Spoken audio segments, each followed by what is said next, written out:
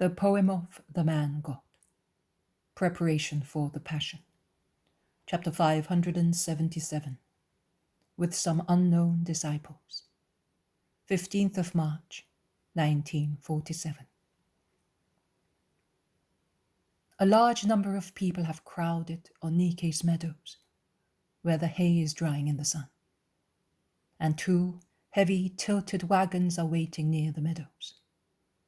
And I realize why they are waiting when I see all the women disciples being led towards them, and get on them after the Master has blessed and dismissed them. Also the Blessed Virgin goes away with the other women disciples, and also the young man from Enon joins them, while many disciples place themselves at the sides of the wagons, and when the latter move off at the slow pace of the oxen, also the disciples set out. The apostles, Zacchaeus and his friends, remain on the meadows with a small group of personages, all enveloped in their mantles, as if they did not want to be recognized.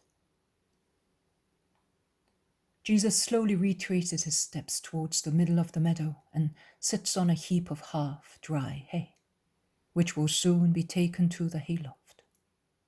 He is engrossed in thought, and everybody respects his concentration, remaining in 3 different groups, a little aside from him and from one another.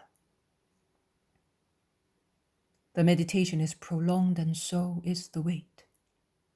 The sun becomes stronger and stronger, and blazes down on the meadow that smells strongly of drying stems. Those who are waiting take shelter at the edges of the meadow, where the last trees of the orchard cast a refreshing shade. Jesus remains alone. Alone in the sun that is already strong, all white in his linen tunic, and in the headgear of light byssus that blows lightly in the breeze. Perhaps it is the one woven by Syntyche.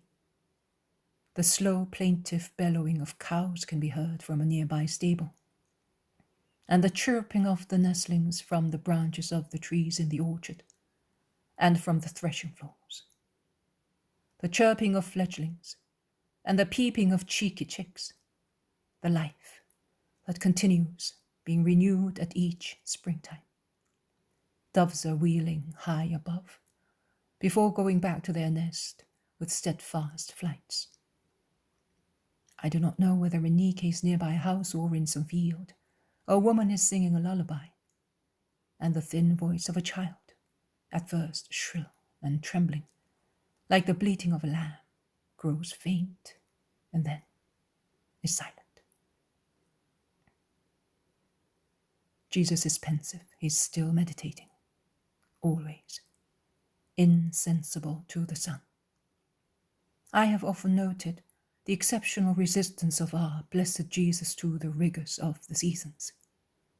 I have never understood whether he felt heat and cold severely, and endured them without complaining, out of spirit of mortification, or whether, as he dominated unchecked elements, he also dominated excessive heat and cold. I do not know.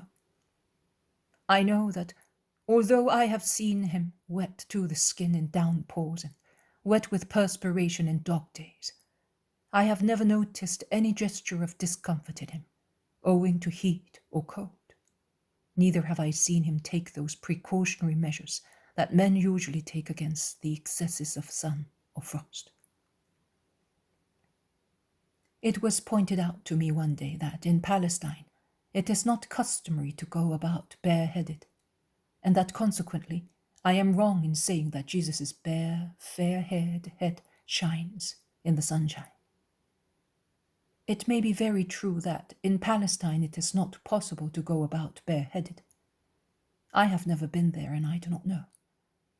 What I know is that Jesus usually does not wear any headgear, and if at the beginning of a journey he has any on, he soon takes it off, as if he were impatient of encumbrances, and he carries it in his hand, using it, more than anything else, to wipe the dust and perspiration from his face.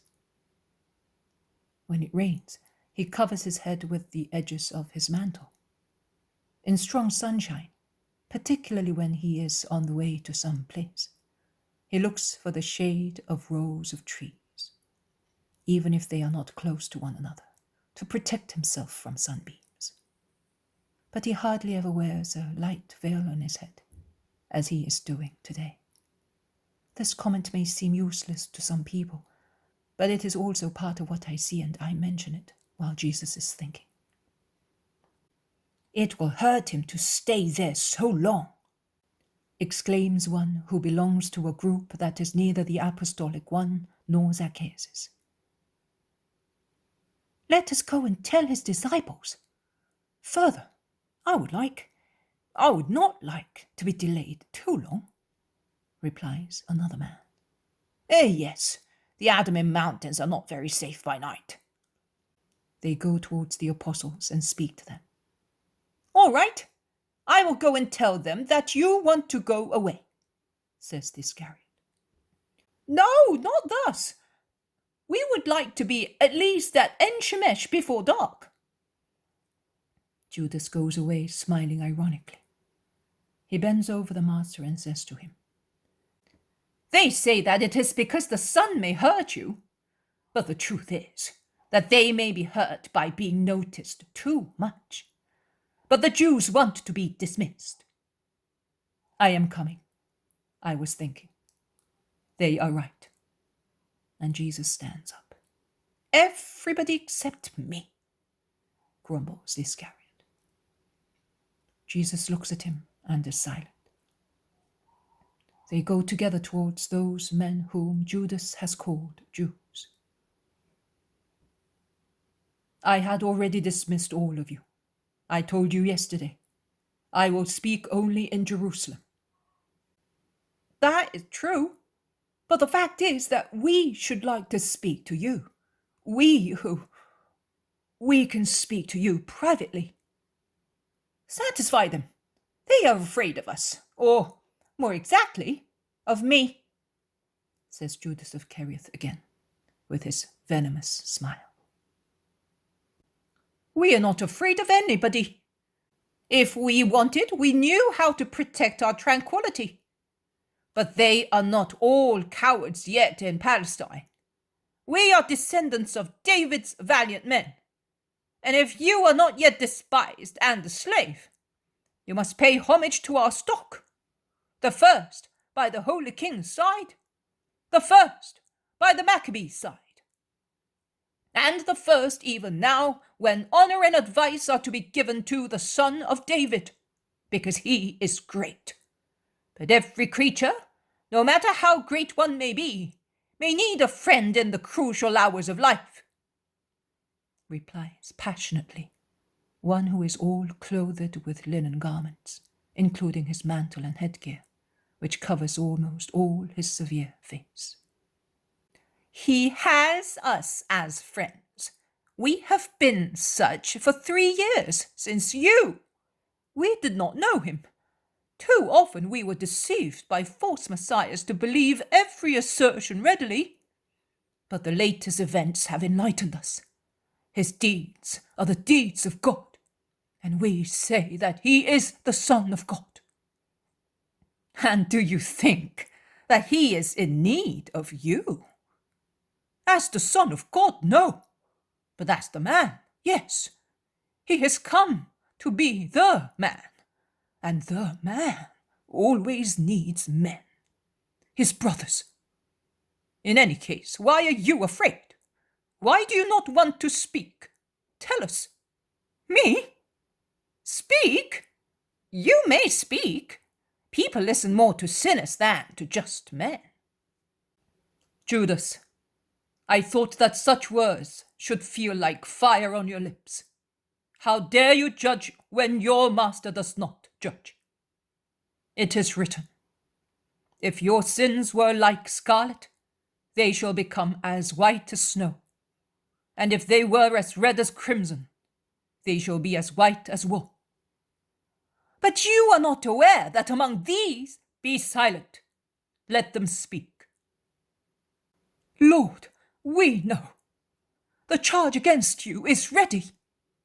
They accuse you of violating the law and the Sabbath, of loving the people of Samaria more than us, of defending publicans and prostitutes, of having recourse to Beelzebub and to other evil powers, of black magic, of hating the temple and wanting to destroy it, of...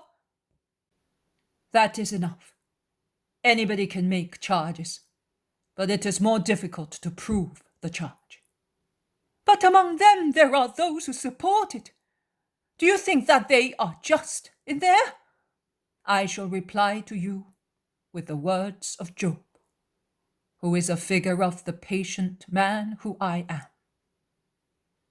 Far from me the thought of considering all of you just, but I will maintain my innocence until the end. I will not give up my justification, which I have begun, because my conscience does not reproach me for anything in all my life. Now all Israel can testify, because I will not justify myself with words that also a liar can speak. All Israel can testify that I have always taught people to respect the law, nay, even more, that I perfected obedience to the law, and the Sabbaths have not been profaned by me. What do you want to say? Speak up. You made a gesture and then you stopped. Speak up. One of the mysterious little group says, Lord, at the last session of the Sanhedrin, they read a denunciation against you. He came from Samaria, from Ephraim, where you were, and it stated that it had been proved that you had violated the Sabbath several times, and I reply to you once again with Job. And what is the hope of the hypocrite if he steals out of avarice, and God does not free his soul? This wretch, who shows one face and has a different heart, and wants to commit the great robbery out of envy of my welfare, is already on the road to hell. And it will be of no use for him to have money, and hope for honors, and dream to ascend where I did not want to go, in order not to betray the holy decree. Shall we busy ourselves with him, but to pray for him? But the Sanhedrin has derided you, saying, Here is the Samaritan's love for him. They accuse him to ingratiate themselves with us. Are you sure that it was a Samaritan hand that wrote those words? No, but Samaria was severe with you during the past days. Because the messengers of the Sanhedrin subverted and roused the people with false advice, exciting foolish hopes that I had to demolish. In any case, it is said of Ephraim and of Judah, and it can be said of every place, because constant is the heart of man who forgets favors and yields to threats. Your goodness is like morning mist, like dew that disappears in the morning. But that does not prove that they, the Samaritans, are the accusers of the innocent. A wrong love made them furious against me, but it is love that is delirious. Which other proof proves the charge of preference for the Samaritans? You are accused of loving them so much that you always say, Listen, Israel, instead of saying, Listen, Judah, and that you cannot reproach Judah. Really? Is it there that the wisdom of the rabbis gets lost? Am I not the branch of justice sprouted from David, and through which, as Jeremiah says, Judah will be saved? The prophet foresees that Judah, above all Judah, will then need salvation. And this branch, says the prophet again, will be called the Lord, our just one. Because, says the Lord, David shall never lack a male descendant to sit on the throne of the house of Israel. So what? Has the prophet made a mistake? Was he drunk? With what? Certainly with penance and nothing else. Because no one can maintain that Jeremiah was a guzzler in order to accuse me. And yet, he says that the branch of David will save Judah and sit on the throne of Israel. So one should say that the enlightened prophet sees that Israel rather than Judah will be elected, that the king will go to Israel, and that it will be a grace if Judah receives only salvation. So will it be called the kingdom of Israel? No. It will be called the kingdom of Christ, of him who joins the scattered parts and rebuilds in the Lord, after having, according to the other prophets, in a month. What am I saying, in a month? In less than 1 day, judged and condemned the 3 false shepherds, and closed my soul to them, because their souls remained closed to me. And although they desired me in figure, they did not love me in nature. Now he who sent me and gave me the 2 staves will break both, so that grace may be lost for cruel people, and the scourge may come from the world, not from heaven. And nothing is more painful than the scourges that men use for men. It will be so. Oh, so. I shall be struck, and 2/3 of the sheep will be scattered. Only 1/3, always 1/3 only, will be saved and will persevere till the end. And this 1/3 part will pass through the fire through which I shall be the first to pass. And it will be purified and tested like silver and gold. And it will be said to it, you are my people. And it will say to me, you are my Lord. And there will be who weighs the 30 shekels, the price of the dreadful deed, the foul wages. And they will no longer be able to go back in from where they came out, because also the stones would cry with horror, seeing those shekels stained with the blood of the innocent and with the perspiration of him who will be persecuted by the most violent desperation.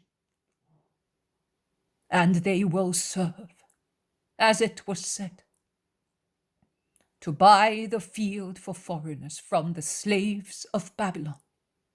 Oh, the fields for foreigners. Do you know who they are?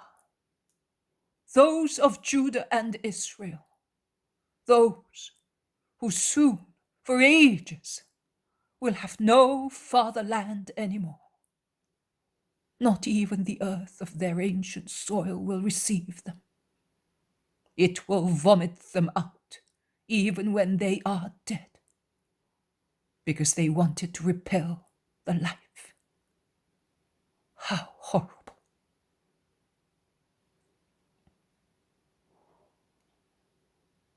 Jesus becomes silent, as if he were oppressed, with his head lowered. He then raises it, looks round. He sees those who are present, the apostles, the secret disciples, Zacchaeus and his friends.